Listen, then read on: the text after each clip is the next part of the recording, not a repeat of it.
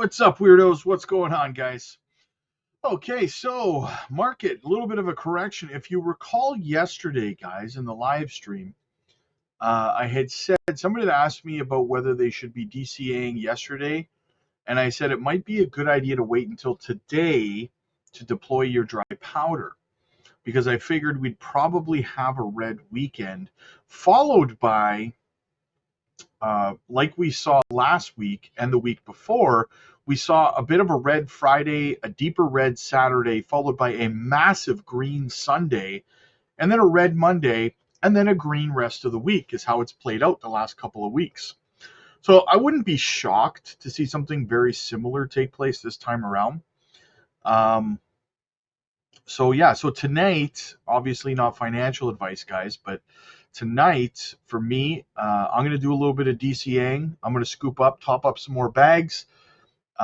We've been talking all day over on the Patreon about what our strategies are in this scenario, in this situation, and kind of how we're handling our portfolios and stuff, preparing for a very, very green couple of weeks here, guys. Probably 6-7 weeks of, for the most part, massive green runs. Now, obviously, nothing goes straight up. You're going to have your red days, and today is kind of a tame red day, kind of a timid red day. It's not really very bad at all, to be honest with you. But funny enough, if you have a look at your bubbles right now on your screen, when the whole market was pumping, I think it was the day before yesterday, everything was super green, right? Everything was running. Zebec was red. And I remember somebody hopped on, one of the Zebec haters, right? One of the Zebec bears hopped on to the live stream. And they were like, oh, look, the whole market's green and Zebec is red. See, it's a crap project. So if that's you, right, and you're a Zebec hater, try to keep up, try to pay attention. Zebec is inverse correlated to Bitcoin for the most part. Every single time Bitcoin has a red day, Zebec has a green one, and vice versa.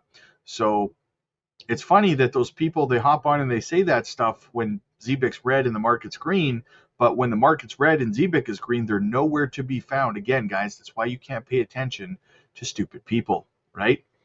Those are the people that get wrecked in crypto, my friends, because they're more concerned with their egos than they are with making money, right?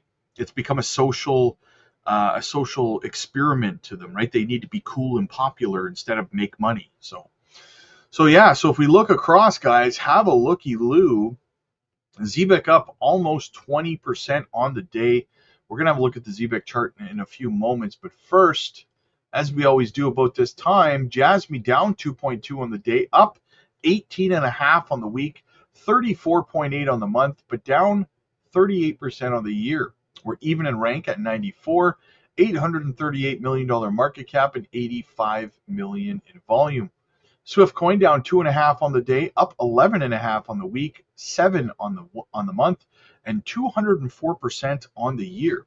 Down 5 spots in rank to 318, $126 million market cap, 1.96 million in volume. A little bit of XCN down 1.3 on the day, up 6.8 on the week, 29.5 on the month, and 1,077% on the year. Down 1 spot in rank to 110, $632 million market cap, and 31 million in volume. And of course, Zebec up 19.3% on the day, down 2.8 on the week, 16.7 on the month, but up 208% on the year.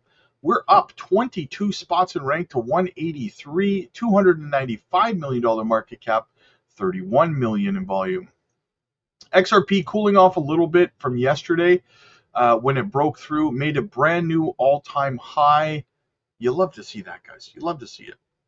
Once again, congratulations to all the XRP army out there who held through the lawsuits and all of the FUD and the misinformation from Bitcoin maxis and Ethereum maxis and blah, blah, blah. You guys survived all of it. Good for you, my friends. Good for you. Congratulations.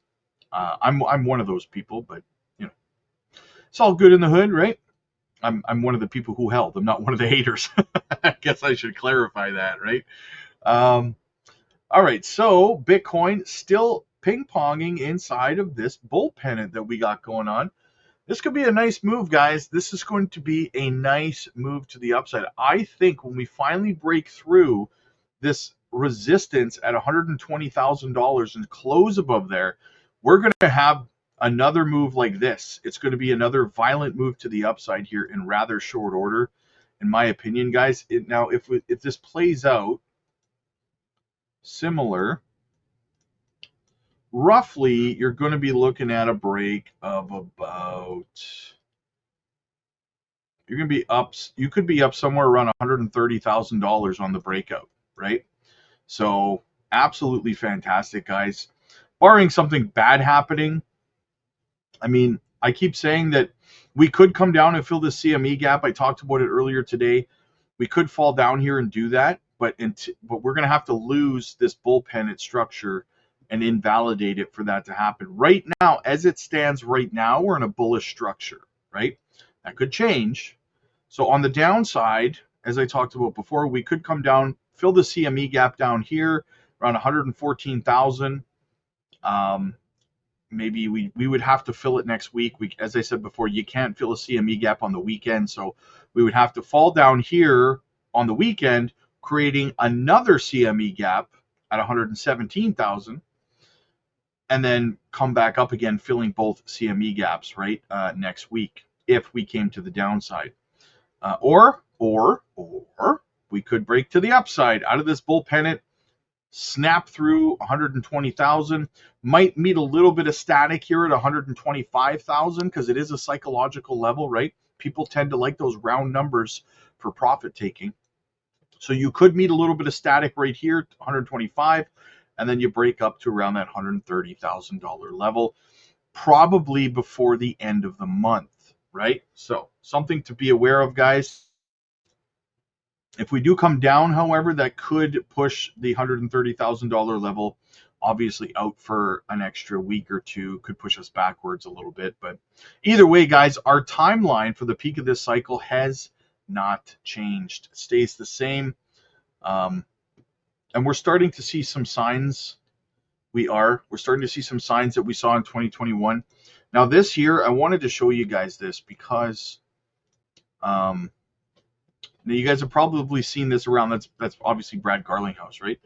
You guys have probably seen this whole bling thing going around right now, where people are, putting this the grill and the watch and the ring and stuff like that, right? This picture, they're just kind of photoshopping it onto their faces. You see like Wendy O doing it, and you're seeing all these people doing this now, right? You know what this reminds me of? Diamond hands and laser eyes from the last bull run, right?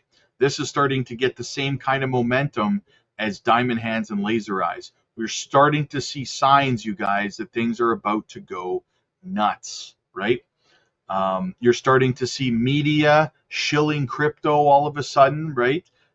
You're seeing all of this stuff happening from the White House. You're seeing bullishness. You're starting to see the stable coin market cap has been going up and up and up. ETF inflows are going higher and higher and higher and being more and more consistent. We're seeing all the signs. We're seeing Bitcoin dominance drop. We're seeing the total 2 market cap break out. We're seeing the Russell breaking out. We're like all signs point to liftoff here, guys, right? Barring something absolutely horrible happening on the macro, I mean, I think we're getting ready for full send here over the next 5 months, right? We're going to have a dip, I think, in September.